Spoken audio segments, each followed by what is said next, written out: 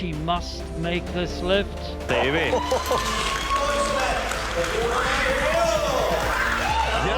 Grattis säger Vad har dragit över 200 på träning, det vet jag. Hon har gjort det även i Mike. She'd been coming back from an injury. Welcome to a new YouTube video. Today we will, talk about bench press. You can see me benching right here, but also about breathing. It's something that you will be able to incorporate both in your squat, deadlift, and bench press, and every accessory, every training movement that you do. Breathing is really important. So we're gonna talk about that because I breathe a little bit differently in squat and deadlift too, but mostly in bench press, and it's something that I teach as a coach too, because I don't think a lot of people know how important breathing is. So stay tuned for this video. Let's get into it.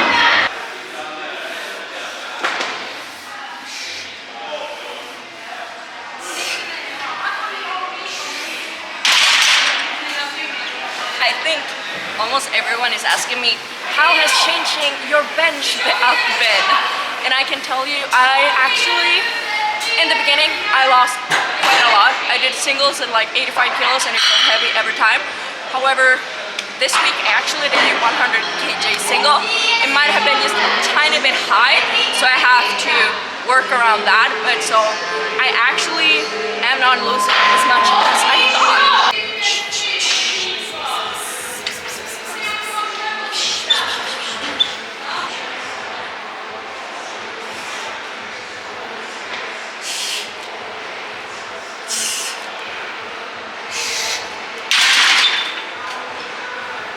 I don't know if you could hear me, but so what I'm doing, like straight before, when I lay right here, before I go into the bar, what I'm starting to do is I'm starting to breathe out air, like,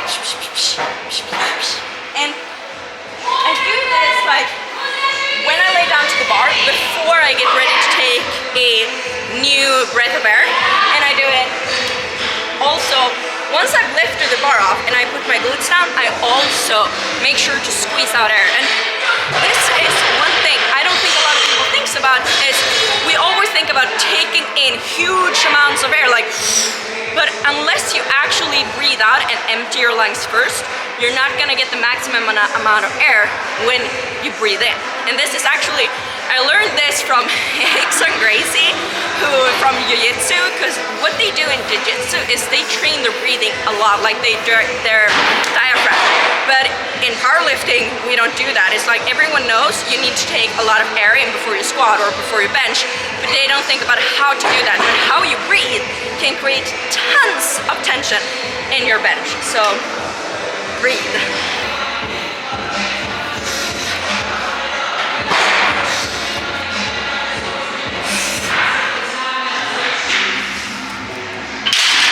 I'm getting my sister to bench now as well.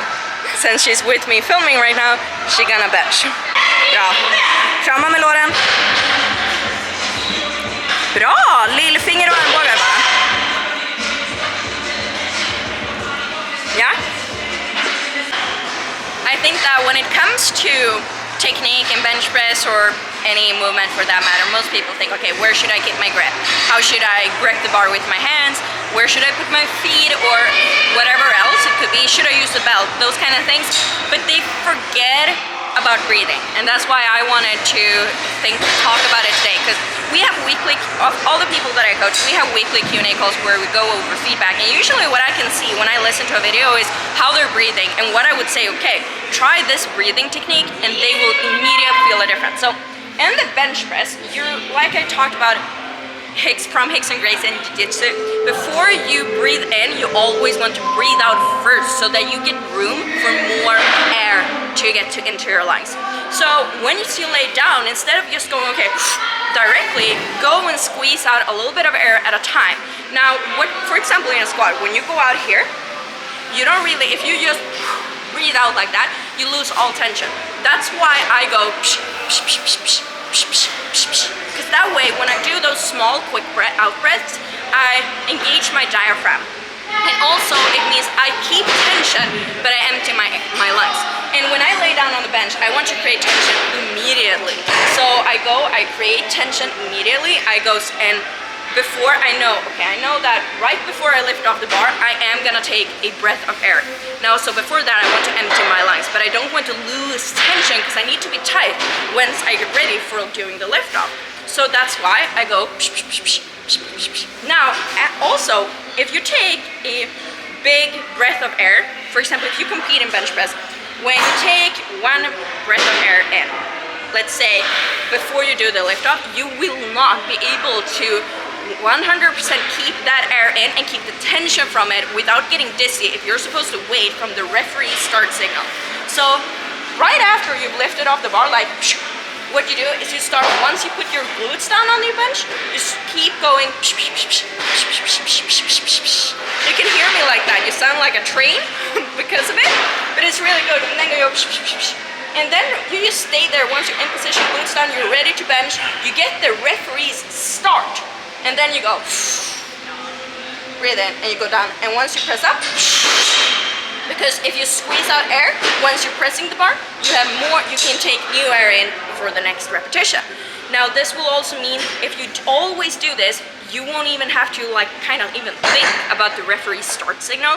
That's a huge hack. Because otherwise you could be staying and be like, oh, I'm getting tired, and then you go down and you lose tension because of that. So don't do it. It's really simple to do. You will find that you get much more tension because breathing is much more than just our lungs. So try and really think about that.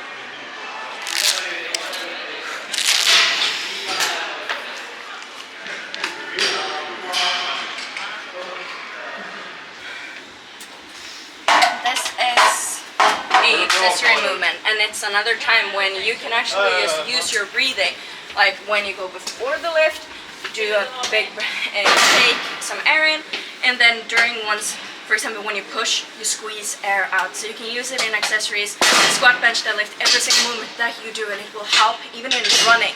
And now that's it for this video today. If you liked it, well, give it a thumbs up or subscribe and let me know what more you would like to see.